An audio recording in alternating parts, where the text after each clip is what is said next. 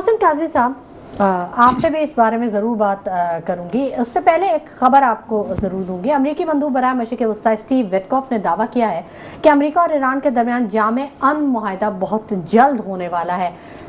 आप बताइए कैसे देखते हैं आप इस सिनेरियो? अच्छा, ये मुआहदे का जो शोशा इस वक्त चल रहा है वो ज़्यादातर अमेरिका कर रहा है। और जंगबंदी का अभी अमेरिका की तरफ से ट्रम्प के ट्वीट से ही पता चला। जी। अच्छा, असल में मसला ये है कि थोड़ा सा मेजर साहब ने बहुत अच्छा तबसरा किया, बहुत अच्छी लगी बातें।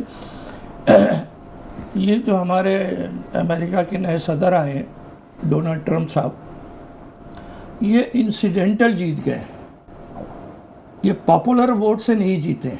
अच्छा, इनको वो सपोर्ट नहीं है वहाँ पे जो अमेरिका में होती थी। ठीक। अब आते ही इनकी समझ में नहीं आ रहा है क्या कर रहे हैं। अब चूंकि ये खुद बिजनेसमैन है तो बिजनेस स्टाइल पे ये चल रहे हैं, तो इन्होंने आपने देखा कि आते ही क्या क्या हरकतें की और सब डिसलाइक की गई, इनको पीछे हटना पड़ा। अब यहाँ एक मसला चल रहा था कि इसराइल चाहता ये था कि सारी मुस्लिम वर्ल्ड उसे तस्लीम करे। ठीक है। अनऑफिशियली तो सबने तस्लीम किया हुआ है, मैं नाम नहीं लूंगा। ये जाते रहे हैं, मिलते रहे हैं, इनके बाप दादा भी जाते रहे हैं। सही। ऑफिशियली अनाउंस नहीं कर रहे थे।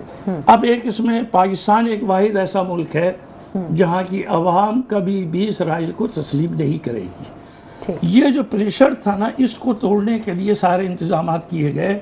हमारे यहाँ बहुत काम किया गया, होमवर्क हुआ उसके ऊपर, बड़ी इतनी कामयाबी भी हासिल की किसी हद तक। वो ईरान ने 2 दफ़ा इनका नाकाम बनाया। एक दफ़ा जब हमास ने हमला किया, सही, उसका पूरी तैयारी थी कि कौन कहाँ जाने वाला था, कहाँ मुलाकातें होनी थी, क्या मीटिंग होनी थी, क्या करारदादें पास हो, ये सब चीज़ें हो चुकी थी। और ये जो यहाँ पे हमारी भी रिजिम जो चेंज हुई उसका भी हिस्सा है ये। अच्छा। हाँ, ये वहीं से वहीं लिंक चल रहा है सारा। जी जी। अच्छा। ये मतलब उसकी रिजिम की मैं इमरान खान की बात नहीं कर रहा, उसके बाद जो इलेक्शन की बात कर रहा हूँ। अच्छा। कि वो जिनको वोट पड़े वो हुकूमत में नहीं आए, और मैं यहीं बैठ के कह गया था कि इलेक्शन जीतेंगे लेकिन हुकूमत नहीं मिलेगी, और वही हुआ। अच्छा। बहरहाल, तो अब बात ये थी कि इसराइल झल्ला गया था।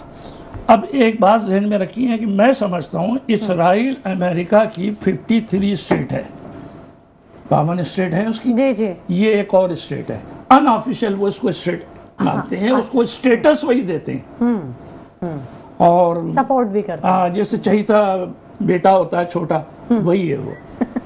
अच्छा, अब उसने सारी प्लानिंग करके सारे लोगों को कॉन्फिडेंस में लेके उसने ईरान पे अटैक कर दिया। ठीक। ये जो उसने अटैक किया, ये उसने ये समझ के किया था कि पीछे से मुझे अमेरिका फुल सपोर्ट करेगा। सही।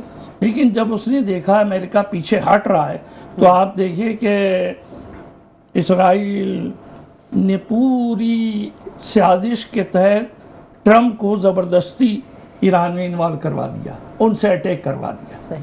अच्छा, जो अटैक हो गया तो सारी कहानी बदल गई। जैसे अभी मेजर साहब ने बात कही कि ईरान भी 52-57 मुल्कों में अकेला मुल्क है, मुकाबला कर रहा है। उसने किसी से अभी तक कोई मादी हेल्प भी नहीं ली है, ना किसी। हाँ, हेल्प करने का कहा ज़रूर है, नॉर्थ कोरिया भी कह रहा है, चाइना भी कह रहा है, रशिया भी कह रहा है, लेकिन फिजिकली कोई नहीं हुई। उनकी एक अच्छी बात यह है, मुझे लगी, ये ईरानियों की बात कर रहा हूँ, वो 79 में इनकलाब लाए और जब से लेके आज तक रिजिम को चेंज करने का काम होता रहा। उसमें हर हुकूमत आई, अमेरिका ने कोशिश की, इसराइल ने की। अब वो रिजिम वाला प्लान तो इनका बिल्कुल धरा रह गया। ठीक। अब ये उसमें नाकाम हो गए और आज तस्लीम कर लिया है। ट्रम्प साहब ने खुद कहा कि हमें रिजिम में कोई दिलचस्पी नहीं है। जी जी, ठीक है। अच्छा, और वो ये भी कह रहे हैं, आज बड़ी अहम खबर है, शायद पता नहीं आपने चलाई हो नहीं, जी जी, कि उन्हीं ने कहा कि इसराइल 52 क्या कहते हैं प्लेन लेके अटैक करने जा रहा था ईरान के ऊपर, हमने रुकवा दिया। अच्छा। हमने उन्हें वापस भेजा। ठीक है। और उसने ईरान की तारीफें भी की कि साहब उसने हमें पहले बता दिया, इसलिए हमने सारे आदमी कतर से निकाल दिया। ठीक है। हाँ, अब ये ज़रूर है कि जंग नहीं हुई, ये मैं आपको बता रहा हूँ। अच्छा।